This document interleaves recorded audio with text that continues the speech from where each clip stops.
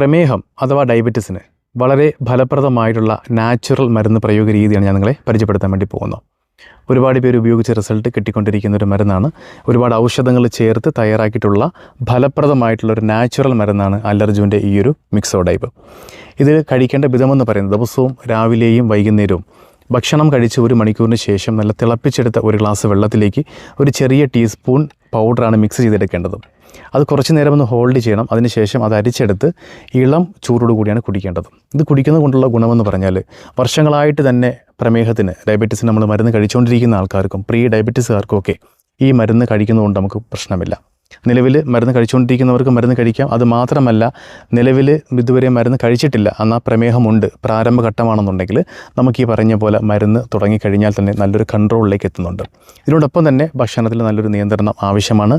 പ്രത്യേകിച്ച് നമുക്കറിയാം മധുരം നന്നായിട്ട് കൺട്രോൾ ചെയ്യുകയും അരിയാഹാരമൊക്കെ ഒന്ന് കൺട്രോൾ ചെയ്ത് ഒരു ദിവസം ഏറ്റവും ചുരുങ്ങിയത് 15 മിനിറ്റ് മുതൽ ഒരു 20 മിനിറ്റ് വരെയെങ്കിലും വ്യായാമം ചെയ്യാനും പ്രത്യേകം ശ്രദ്ധിക്കുക. ഇങ്ങനെയാണെന്നുണ്ടെങ്കിൽ നമുക്ക് ഈ പറഞ്ഞ പോലെ തന്നെ നാച്ചുറലായിട്ടുള്ള സൈഡ് എഫക്റ്റ് ഇല്ലാത്ത ഈ ഒരു മരുന്നും കഴിച്ച് നമുക്ക് കൺട്രോൾ ചെയ്ത് മുന്നോട്ട് പോകാൻ സാധിക്കുന്നുണ്ട്. ഒരുപാട് പേര് ഉപയോഗിച്ചിട്ട് റിസൾട്ട് അറിയിച്ചിട്ടുള്ളൊരു നാച്ചുറൽ മരുന്നാണ്. അപ്പോൾ പ്രമേഹ രോഗികൾക്ക്, നിലവിൽ പ്രത്യേകമായിട്ട് കഴിച്ചുകൊണ്ടിരിക്കുന്ന ആൾക്കാർക്കും ഇൻസുലിൻ എടുത്തുകൊണ്ടിരിക്കുന്ന ആൾക്കാർക്കും ഒക്കെ നമുക്ക് ഈ ഒരു മരുന്ന് കഴിക്കാം. അതിനുശേഷം നമുക്ക് ഇൻസുലിൻ്റെ അളവ് ഉൾപ്പെടെ കുറച്ച് കൊണ്ടുവരാൻ സാധിക്കുന്നുണ്ട്. എന്തായാലും അത് നിലവിൽ നിങ്ങൾ കൺസൾട്ട് ചെയ്ത് ട്രീറ്റ്മെൻറ്റ് എടുത്തുകൊണ്ടിരിക്കുന്ന ഡോക്ടറുടെ നിർദ്ദേശപ്രകാരമാണ് മുന്നോട്ട് പോകേണ്ടത്. ഈ മരുന്ന് നമുക്ക് പാർശ്വഫലങ്ങളൊന്നുമില്ലാതെ കഴിക്കാൻ പറ്റുന്ന നാച്ചുറലായിട്ടുള്ള മരുന്നാണ്. നമുക്കിത് നന്നായിട്ട് ഷുഗറിനെ കൺട്രോൾ ചെയ്യാനും സാധിക്കുന്നുണ്ട്. ഇതുവരെയും മരുന്ന് എടുക്കാത്ത ആൾക്കാർക്ക് പ്രാരംഭഘട്ടത്തിൽ തുടങ്ങുമ്പോൾ തന്നെ റിസൾട്ടും കിട്ടുന്നുണ്ട്.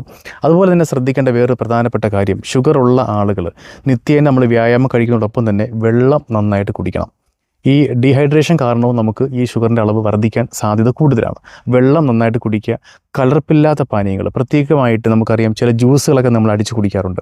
അമിതമായിട്ട് മധുരമുള്ള ജ്യൂസാണെന്നുണ്ടെങ്കിൽ ഈ പറഞ്ഞ പോലെ തന്നെ പ്രമേഹത്തിൻ്റെ ഈ ഒരു അളവും വർദ്ധിച്ചു വരാൻ കാരണമാവുന്നുണ്ട്. അപ്പോൾ വളരെ കുറഞ്ഞ മധുരമുള്ള ഫ്രൂട്ട്സ് ഐറ്റംസ് ആയാലും അതുപോലെ തന്നെ വെജിറ്റേറിയൻ ഐറ്റംസ് ആയാലും അതൊക്കെ ജ്യൂസ് അടിച്ച് കുടിക്കുമ്പോഴും കഴിക്കുമ്പോഴും ഒക്കെ മധുരത്തിൻ്റെ അളവ് കൺട്രോൾ ചെയ്യാൻ വേണ്ടി പ്രത്യേകം ശ്രദ്ധിക്കാം. ഇങ്ങനെയാണെന്നുണ്ടെങ്കിൽ നമുക്ക് ചുരുങ്ങിയ ദിവസം കൊണ്ട് തന്നെ നമുക്ക് റിസൾട്ട് കിട്ടുന്നുണ്ട്.